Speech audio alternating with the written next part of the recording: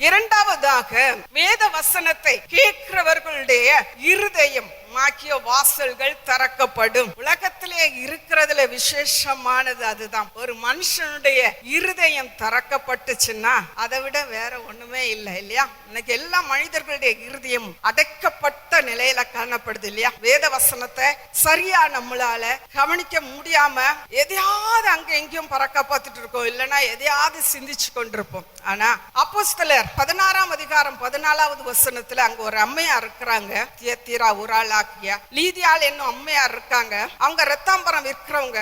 பவுல் என்ன பிரசங்கிக்கிறாரு, என்ன வார்த்தை சொல்லுகிறாரு என்று அவங்களுக்கு ஒண்ணுமே புரியாட்டாலும் அவங்க பவுல் சொல்லியவைகளை உற்று கவனித்து கேட்டுக்கொண்டிருந்தாங்க. அங்கும் இங்கும் இருதயத்தை சிதறடிக்க விடாதபடி, மனதை சிதறடிக்க முடியாதபடி.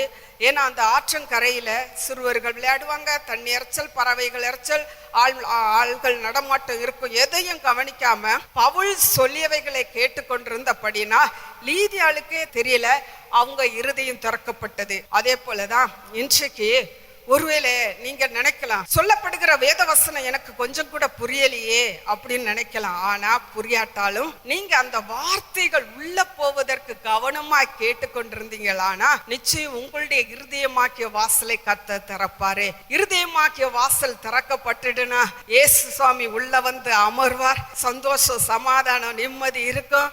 அது மட்டும் இல்ல, குடும்பத்தார் ரட்சிக்கப்படுவார்கள். லீதியாளுடைய இருதயம் திறக்கப்பட்டுச்சு. லீதியாளுடைய குடும்பத்தார் விசுவாசித்தாங்க, ரட்சிக்கப்பட்டாங்க, ஞானஸ்தானம் பெற்றாங்க. லீதியாளுடைய வீடே சபையாக மாறினது. அதே போல நம்முடைய இருதயமாகிய வீடு வாசல் திறக்கப்பட்டுச்சுன்னா நம்முடைய வீடும் சபையாக மாறும். ஒரே ஆடல் பாடல், சந்தோஷம், சமாதானம் நம்முடைய வீடுகளிலும் இருக்கும். அப்ப இருதயமாகிய வாசல்களை இரண்டாவதாக தேவன் திறப்பார். வசனத்தை நாம கவனிக்கும் பொழுது இருதய வாசல்களை கர்த்தர் திறக்கிறார்.